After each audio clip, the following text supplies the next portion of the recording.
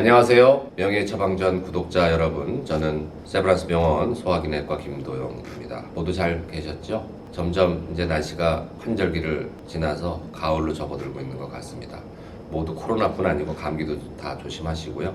오늘은 간경변증 또는 간암도 해당합니다만 이런 환자분들에 있어서 아주 응급질환, 초응급이라고 할 수 있죠. 상부 위장관 출혈이라는 용어가 있는데요. 특히 이제 간경변증 환자분들에서 이 상부 위장관은 식도 위, 12장을 상부 위장관이라고 합니다.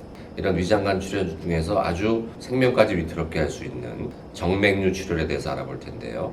정맥류라고 하는 것은 식도에도 생길 수 있고 위에서도 생길 수 있습니다. 사실은 더 엄밀히 얘기하면 이 항문 위에 직장에도 정맥류가 생기는 환자들이 있어요. 거기서 출혈되면 아주 대량 출혈이 되는데, 아무튼 오늘은 간경변증 환자 또는 간암 환자분들에서 초응급 질환인 정맥류 출혈에 대해서 한번 알아보도록 하겠습니다.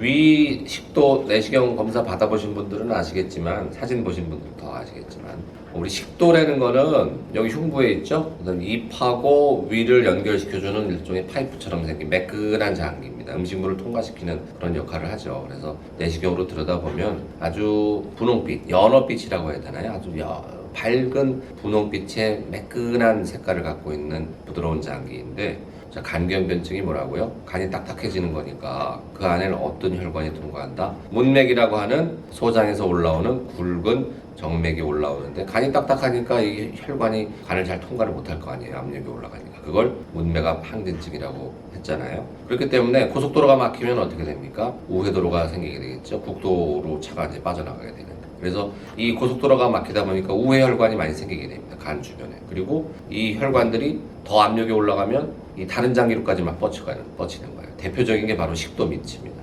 그래서 간 주위에 우회혈관이 식도 밑까지 연결된 것을 들여다보면 식도 전방 밑에 퍼런 혈관이 굵게 지나가는 게 보입니다. 여러분들 그 하지정맥류, 저도 하지정맥류가 있습니다만, 하지정맥류 보시면 종아리에 이렇게 퍼런 혈관들 굵은 게 뱀처럼 지나가는 거 보실 수 있잖아요. 그걸 생각하시면 됩니다. 식도정맥류는 정상적으로는 점막이 깨끗하게 보여야 되는데, 간경변증, 문맥압, 항진증 때문에 우회혈관이 생겨서 그것이 식도로 연결돼서 나타나는 혈관의 확장이다. 식도에도 생길 수 있고 위에도 생길 수 있다.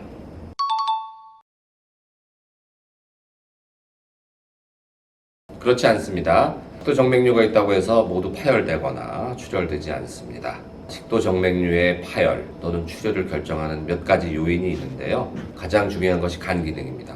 복수가 많이 차고 황달이 있고 그런 분들은 간 기능이 떨어져 있기 때문에 그만큼 문맥압이 많이 올라가 있는 거거든요. 그럴수록 식도정맥류의 출혈 위험이 높은 거고요.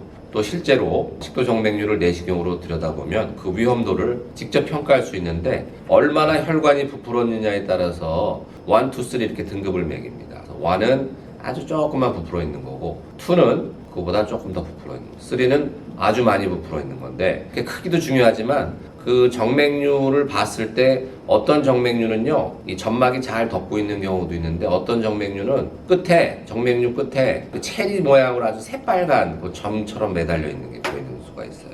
그걸 의학 용어로는 체리 레드 스팟, 체리와 같은 빨간색의 반점이 보인다? 그러면 그 반점을 통해서 탁 피가 터질 위험이 높다, 이렇게 평가를 하는 거거든요. 그래서 모든 정맥류가 터지진 않지만 간 기능이 나쁜 환자분들, 또 정맥류 모양이 크기가 크다든지 이렇게 체리 레드 스팟 같은 것이 보이는 정맥류는 파열의 위험이 높아서 예방적으로 파열을 막아주는 시술이 필요할 수 있겠습니다.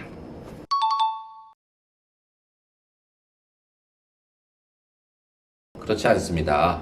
상부 위장관 출혈은 아까 말씀드렸다시피 식도나 위나 12장에서 피가 나는 걸 상부 위장관 출혈이라고 하는데, 피가 입으로 솟구쳐 나온다는 거는 그만큼 출혈량이 많다거나 또는 그 압력이 높기 때문이죠. 그래서 식도정맥류 출혈 환자분 중에서 이렇게 대량 출혈을 보이는 분들은 입으로 밑으로 내려가기 전에 막 솟구쳐 올라오는 거니까요. 입으로 선지 같은 피가 막 나오는 분들이 있습니다.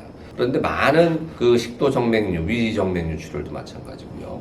이런 정맥류 출혈 환자분들이 보이는 증상은 피를 토하는 것이 아니고, 변을 봤는데 변이 새카매요, 이런 증상을 얘기하는 겁니다. 변이 새카말 수도 있겠죠. 그런데 왜 출혈이, 상부 위장관 출혈이 있을 때 변이 시커멓게 나오냐면 이걸 변이 시커멓게 나오는 거를 흑색변이라고 의학용어로 부르거든요. 피가 혈액이 위산하고 섞이면요 화학 반응이 일어나서 색깔이 까맣게 보입니다. 이 까만 정도가 어떠냐면 짜장면 색깔을 그대로 닮았대요. 네, 그래서 그렇게 물어봐요 환자분들이. 변을 봤는데 변이 까맣게 나왔어요. 그러면 그냥 일반적인 갈색 그런 게 아니고요. 짜장면 색깔입니까? 이렇게 꼭 저희가 물어봅니다. 짜장면 색깔이 맞다 그러면은 거의 100% 출혈 때문에 변 색깔이 그렇게 나온다 이렇게 볼 수가 있습니다. 그래서 이렇게 식도 정맥류 또는 위 정맥류 출혈일 때 피를 토하는 경우도 있지만 어지럽고 변을 봤더니 새카맣게 나온다 이런 증상을 호소하는 분이 더 많다는 것도 알아두시면 좋을 것 같습니다.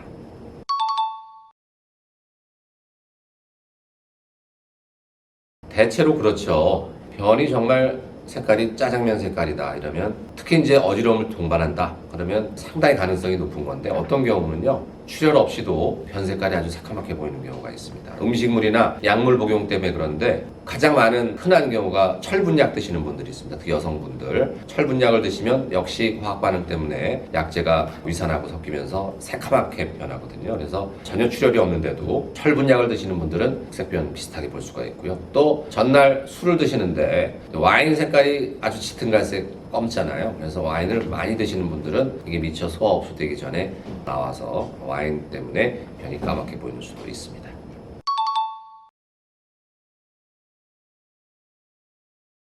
선혈을 토하는 그런 증상뿐 아니라 변이 까맣게 나오는 흑색변이 있는 경우에도 이게 금세 대량 출혈로 바뀔 수 있기 때문에 또 대량 출혈되면 수분 내에 저혈량 쇼크로 빠져서 위험할 수 있기 때문에 흑색변을 보는 경우 포함해서 피를 토하는 증상이 있을 때는 빨리 응급실로 가시는 것이 좋겠습니다.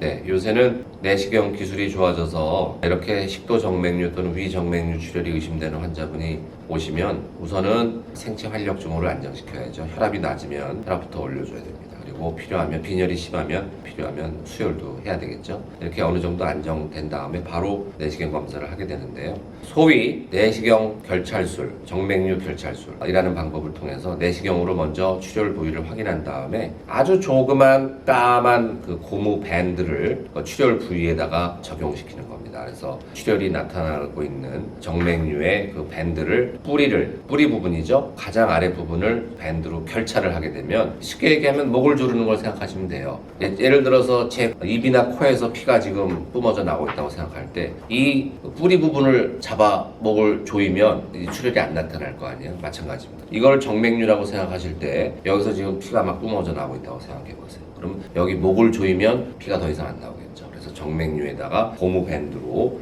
까만 고무 밴드를 이렇게 결찰을 시키면은 출혈이 멎고 나중에 이 정맥류 덩어리가 섬유화가 돼서 이렇게 딱 떨어져 나갑니다. 그 방법을 내시경 정맥류 결찰술이라고 하는데 벌써 한 20년 된 시술 방법이고 응급 내시경 시술로 지금도 환자분들이 정맥류 출혈이 왔을 때 이 방법으로 치료를 하고 있습니다. 근데 위 정맥류는 또 달라요. 위 정맥류는 식도 정맥류보다 더 크고 또 압력도 더 높고 대량 출혈을 더 하는 경우가 많아서 단순히 밴드로 결찰하기가 쉽지가 않습니다. 그래서 위 정맥류는 내시경 기구를 통해서 카테터를 놓고요. 출혈하고 있는 위 정맥류에 소위 인체 접착제라고 불러요. 아크릴이라고 들어보셨죠? 아크릴이 접착제잖아요. 그래서 조직 접착제라고 해서 히스토 아크릴이라고 부르는데 이런 인체 접착제를 출혈이 나타나고 있는 위 정맥류에 찔러서 뿌립니다. 그 안에다가 주입합니다. 그러면 그게 순식간에 정맥류 안으로 들어가가지고 굳어버려요. 그래서 출혈을 나타난 그 구멍도 막아주고 그 정맥류 안도 꽉 채우게 되면 더 이상 출혈이 나타나지 않게 하는 그런 방법인데 상당히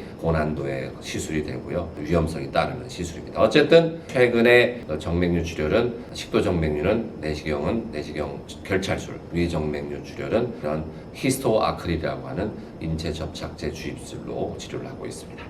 오늘은 또 위 정맥류 출혈이라고 하는 좀 무시무시한 질환에 대해서 알아봤는데요. 감균변증 환자분들이 무서워하는 합병증 중에 하나가 이 바로 출혈입니다. 그래서 경험해 보신 분들은 얼마나 끔찍한지 잘 아실 텐데 생명을 위태롭게 할 수 있는 식도나 위 정맥류 출혈 발생하지 않도록 미리미리 간 기능을 잘 유지하는 것이 좋을 것 같습니다. 그럼 오늘도 명예 처방전 구독자 여러분 간편한 생활 보내시고 모두 안녕.